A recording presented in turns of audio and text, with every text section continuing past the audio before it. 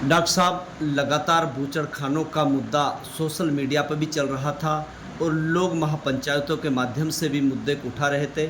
लेकिन विधायक द्वारा जैसे ही मामला विधानसभा में सरपंचों को लेकर रिकॉर्ड को लेकर उठा, तो एकदम सन्नाटा छा गया है सोशल मीडिया पर भी और ग्राउंड स्तर पर भी। इसको लेकर क्या कहें? ऐसा सन्नाटा नहीं छाया था, बल्कि आप जान रहे हैं कि संयुक्त संघर्ष जो समिति है उसमें हमारे सरपंच लोग ज़्यादा हैं और उनका एसोसिएशन जो ज़िला लेवल का है वो इसमें शामिल है।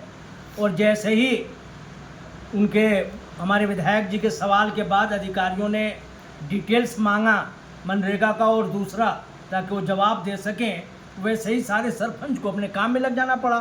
भाई डॉक्यूमेंट ठीक करना, जमा करना और अधिकारियों तक पहुंचाना, उसमें लग गए। नहीं तो कोई खामोश और चुप नहीं था। इसकी वजह से थोड़ा खामोशी आपको देखिए 2-3 दिन तक देखा जा रहा था कि राज बब्बर जो नेता है कांग्रेस के, वो भी आने की फिराक में थे। मेवात में वो दौरा करना चाह रहे थे, सारे बूचड़खानों का वो देखना चाहते थे किस तरीके की खामियां इसमें है। लेकिन अचानक उनका भी जो दौरा है वो भी रद्द हो जाता है। इससे क्या लगता है? इसका दौरा रद्द होता है। एक तो संयुक्त जो मेवात संयुक्त संघर्ष समिति है, उन्होंने कोई दावत नहीं दी थी आने के लिए राज बब्बर जी को। एक तो ये है, उन्होंने अपने स्तर पर बनाया था प्रोग्राम आने का। लेकिन मुझे जहाँ तक खबर है, उनको इनपुट हो गया कि अगर हम जाएंगे तो कांग्रेस के विधायक भी वहाँ मौजूद होंगे और कांग्रेस के विधायक जब वहाँ पहुँचेंगे तो आज सरपंचों में बहुत रोष है, कोई अप्रिय घटना घट गई तो उसका सारा इल्ज़ाम उनके सर जाएगा। इसलिए उन्होंने अच्छा समझा कि कोई घटना ऐसी न घटे, उससे बेहतर ये है कि मेवात के प्रोग्राम को ही कैंसिल कर दिया। पड़ोसी राज्य जो यूपी का जो राज्य है, वहाँ से लगातार बूचड़खाने मेवात में ही क्यों चुने गए? मेवात में ही क्यों आ रहे हैं लगातार? इसलिए कि बूचड़खाने जहाँ लोग कमज़ोर हैं, जहाँ लोग सामूहिक रूप से कमज़ोर हैं, वहीं ये बूचड़खाने लगाए जाते हैं। अब तक हमने जो सर्वे किया है, मेवात के लोग कमज़ोर हैं और यहाँ की लीडरशिप ने सहयोग किया है उनको यहाँ आने में, बुलाने में। और इस तरह जो है यहाँ जो ऐसा कि आप सुन रहे हैं कि देश के 72 या 76 जो प्रमाणित जो बूचड़खाने, उसमें से 32 जो है यहाँ स्थापित होने जा रहे हैं। इसमें यहाँ के हमारे बहुत से लोगों का सहयोग शामिल भी है और यहाँ के जनता की कमज़ोरी भी है, जिसने यहाँ आते ही उसका विरोध नहीं किया। मामन खान ने अपने जब पंचायत में आए, उन्होंने अपने स्टेटमेंट में कहा था कि मैंने क्वेश्चन लगाया है, बूचड़खानों का मुद्दा मैं विधानसभा में उठाऊंगा, लेकिन वहाँ सरपंचों का मुद्दा गूंजता हुआ दिखाई दिया। ऐसा है, ये तो विधायक जी का मामला है। इसका जवाब तो सही मानों में विधायक जी ही दे सकते हैं कि उन्होंने जो है बूचड़खानों के ऊपर सवाल करने के बजाय सरपंचों की खर्चे और आमदनी का ब्यौरा मांगा। इसका जवाब तो वही दे सकते हैं। क्या लगता है, इससे सरपंच दहशत में आ गए हैं, क्या डर गए हैं? दहशत में नहीं आए हैं। नगीना के सरपंचों की बैठक, नूह की बैठक और फिरोजपुर जिरगा की बैठक, और बैठक में जो उन्होंने फैसले लिए, उससे लगता है कि सरपंच डरे नहीं है, बल्कि वो डराने की भूमिका में आ गए। सुना जा रहा है कि पिनंगवा में 15 तारीख को एक मीटिंग हुई है, गुप्त मीटिंग हुई है, जिसमें सरपंचों का कहा जा रहा है कि उनका समझौता हो गया है, लेकिन गुप्त रूप से हुआ है, ओपन में नहीं हुआ है। तो क्या लगता है इसको? ऐसा है, ये तो वही बता सकते हैं जिनका मामला है। तो आखिर मेवात में क्या लगता है कि बूचड़खाने मेवात से भाग पाएंगे?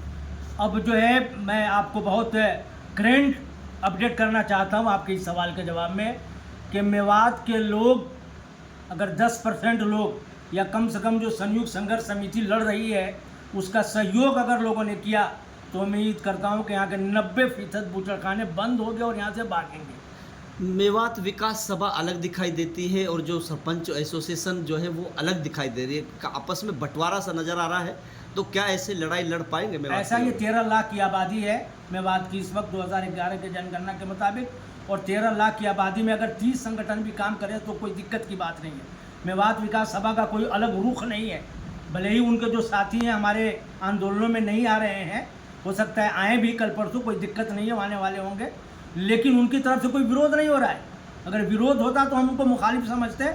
वो संयुक्त संघर्ष समिति के साथ है, लेकिन वो शामिल नहीं हो पा रहे हैं। उनकी कोई मजबूरी होगी, कोई उनकी ज़रूरत होगी, कोई वक्त कम होगा, इसलिए नहीं हो शामिल। अब बूचड़खानों को लेके क्या पंचायत, क्या कार्यक्रम जो है सुनिश्चित किया जा रहा है कि अब अगला कदम क्या होगा? अगला कदम यह है कि आज का करेंट अपडेट आपको दे रहा हूँ कि आज संयुक्त संघर्ष समिति मेवात के बहुत बड़े बड़े सम्मानित लोगों को लेकर के हमारे सांसद राव इंद्रजीत सिंह के पास गए थे लोग। अगर नाम आपको मैं बताऊं 2-4, तो मौलाना करम इलाही साहब कामेडा, हमारे अर्जुन देव चावला साहब, राजकुमार चुटानी साहब पत्रकार की हैसियत से, बल्कि रामलीला कमेटी के सदस्य की हैसियत से नरेश गर्ग जी जो सीनियर पत्रकार हैं, हमारे फजरुद्दीन बेसर साहब, हमारे जो सरपंच और बाकी जो संयुक्त संघर्ष समिति है टोटल, ये सब लोग आज राव साहब के पास गए थे। राव साहब ने बहुत इत्मीनान से हमारे इलाके के बुजुर्गों को सुना है, संयुक्त संघर्ष समिति को सुना है, और सुनकर उन्होंने हैरत जताया है कि मुझे आज तक किसी ने नहीं बताया कि मेवात में इतने बूचड़खाने हैं।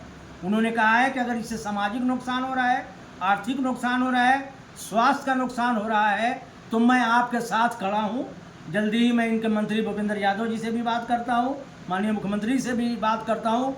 जो चल रहे हैं उनको तो पूरे कानून के हिसाब से चलना पड़ेगा, और जिनको अभी चलाने की इजाज़त नहीं मिली है वो नहीं चलेंगे, मैं आपको आश्वस्त करता हूँ। अगर ये क्या वजह कि लोग जो है कि जो आपका जो प्रतिनिधि मंडल था मेवात का, वो विपक्ष के नेताओं से मिलते रहे, पड़ोसी राज्यों के नेताओं से मिलते रहे, लेकिन जिसको हम वोट देते आए हैं सांसद के सबसे आखिर में उसके पास जाना पड़ा, आखिर क्या वजह? आखिर में नहीं जाना पड़ा है, हमारे संसद महोदय यहाँ नहीं थे, वो कहीं मसरूफ़ थे, उनसे लगातार समय लिया जा रहा था, और आज का उन्होंने बहुत फुर्सत भरा समय लिया जिसमें मेवात की बिरादरी गई और उनसे मिली, और उन्होंने बहुत हिम्मत बढ़ाया।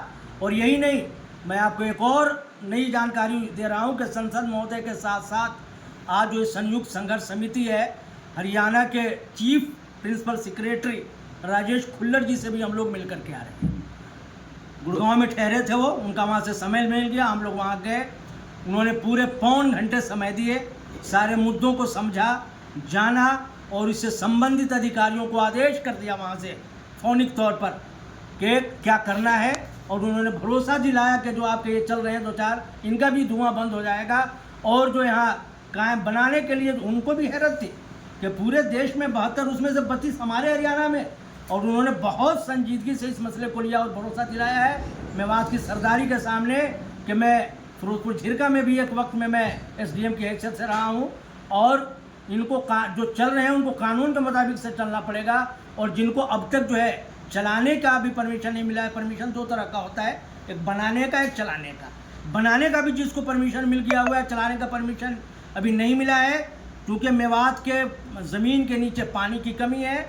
ये बहुत क्राइसिस वाले एरिया में गिना जाता है, खतरनाक एरिया में, पानी की कमी वाले इलाके में, इसलिए उनको जो है परमिशन नहीं दिया जाएगा।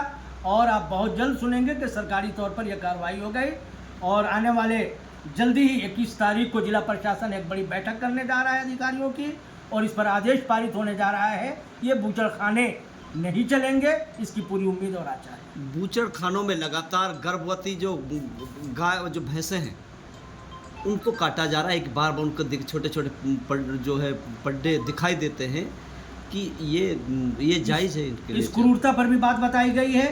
दूसरी बात हम लोगों ने ये भी कहा है दोनों जगह, संसद महोदय को भी और चीफ सेक्रेटरी हरियाणा को भी, कि ये जो है ब्रिज का इलाका है, यहाँ से हमारे जल अभिषेक यात्राएँ गुजरती हैं, 84 कोस की परिक्रमा होती है, इस इलाके में तो होना ही नहीं चाहिए था। दूसरे हम लोगों ने ये कहा है कि चोरियाँ बढ़ गई हैं हमारे इलाके में, भैंस चोरी होती है और थोड़ी देर में लुप्त हो जाता, पहले चोरी होती थी तो मिल भी जाता था, अब शायद ये जांच का मुद्दा है कि इन्हीं में तो नहीं जाती। एक और बात हमने अपनी तरफ से कहा है उन लोगों को, दोनों अपने सम्मानित उनको अधिकारियों और संसद महोदय को, कि रात में गाय पकड़ी जाती है अब उस पर दिल्ली बम्बई हाईवे पर। अब मेवात का समाज गाय नहीं खाता है, ऐसे में ये गायें जो 407 में पकड़ी जाती है, पिकअप में जाती है, उनकी जांच होनी चाहिए कि वो तो ऐसा तो नहीं कि इन बूचड़खानों में काटने के लिए आ रही है और बदनाम पूरा मेवात हो रहा है। इसलिए इसकी जांच कराई जानी चाहिए और इसकी सत्यता को सामने लाया जाना चाहिए कि मेवात का समाज पैसा कमाए बूचड़खाने वाले और बदनाम हो मेवात के लोग, ये बर्दाश्त नहीं किया जाएगा। धन्यवाद।